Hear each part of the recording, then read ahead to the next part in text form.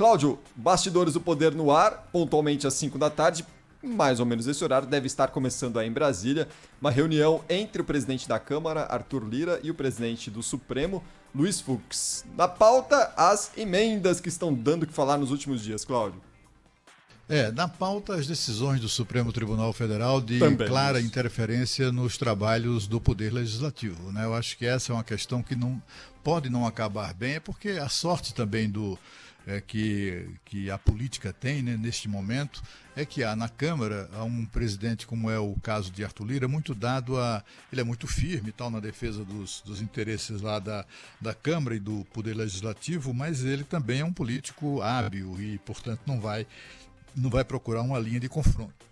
Mas isso pode vir a acontecer se o Supremo Tribunal Federal continuar fazendo o que faz, né? O Supremo, nos últimos anos, sobretudo, tem se notabilizado por interferir nos trabalhos do Congresso Nacional de uma maneira geral. O Supremo Tribunal Federal interfere em votação, suspende votação, anula projeto, manda instalar CPI, pinta e borda, né?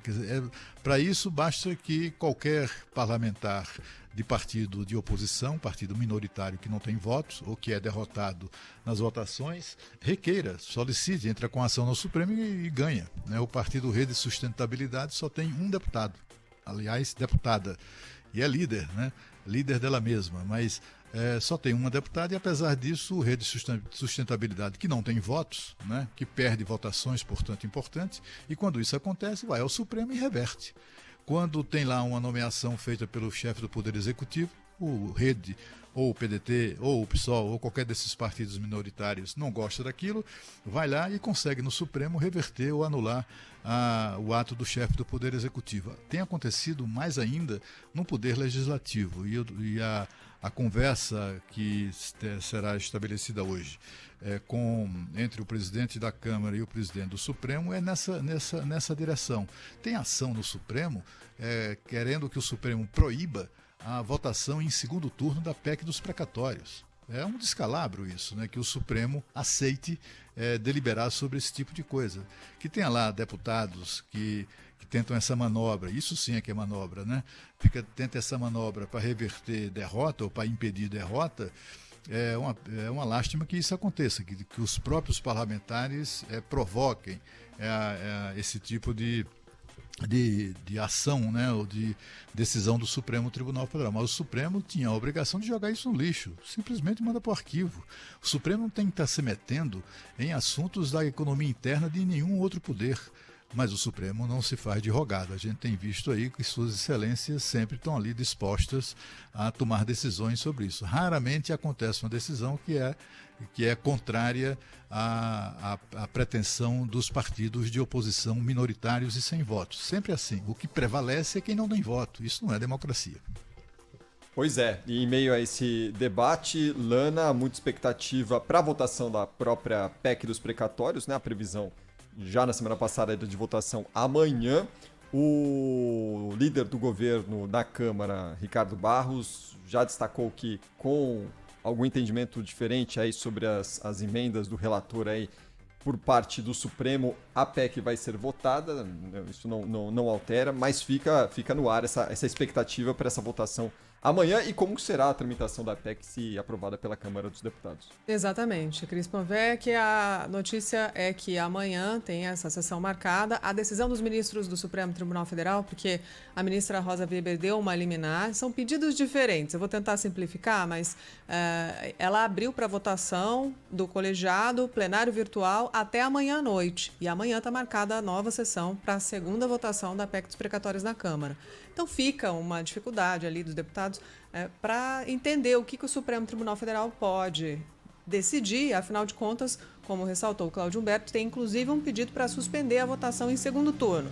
Lembrando, o Supremo Tribunal Federal age sempre provocado. Os partidos foram lá e disseram, olha, Arthur Lira extrapolou o regimento quando ele apresenta uma emenda aglutinativa na primeira rodada de votação que altera o texto lá em plenário. Isso tem que ser feito na comissão especial, segundo o regimento.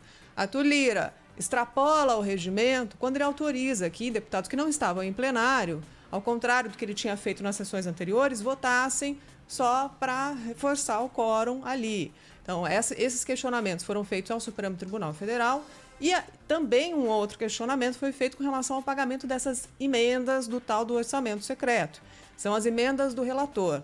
O que a gente tem hoje de emenda parlamentar? Tem a emenda de bancada, a emenda individual e tem essa emenda do relator, que deu uma inflada no último ano, que gerou, até o Tribunal de Contas da União vai decidir amanhã se abre um processo de investigação efetivamente para discutir esse assunto. Olha, acaba de sair a notícia aqui, a gente está vendo com o retorno do Band News TV, a nossa Isabel Mega, que também é da equipe aqui, né, do Grupo Bandeirantes de Comunicação, dando a notícia que o presidente Jair Bolsonaro vai se filiar ao PL. Ele tinha falado mais cedo em 99% de chance, mas agora acaba de ser confirmada, portanto, a decisão do presidente Jair Bolsonaro de se filiar ao PL. Bom, voltando ao orçamento secreto, além da sessão da primeira rodada ter sido muito questionada e questionável, o que o Supremo Tribunal Federal fez, a ministra Rosa Weber, foi suspender o pagamento dessas emendas do orçamento secreto, porque não tem transparência. As emendas estão sendo liberadas sem dizer exatamente qual é o critério de divisão e tem que ter regra para dividir, senão eu posso entregar só para os que me apoiam em plenário. E o nome disso é compra de voto. Então, a emenda não pode ser usada como instrumento para um novo mensalão. Essa é a discussão que está sendo feita no momento. Então, a Câmara dos Deputados acaba de encaminhar os documentos que foram pedidos para o Supremo Tribunal Federal. Estou com cópia aqui desses documentos, explicando qual é o critério para a distribuição do orçamento dessas emendas do relator. E isso tudo vai embasar a decisão dos ministros prevista para plenário, virtual por enquanto. Se algum ministro recorrer, pode ser que seja uma decisão no plenário físico mesmo. Mas até o momento, decisão do plenário virtual aguardada para amanhã.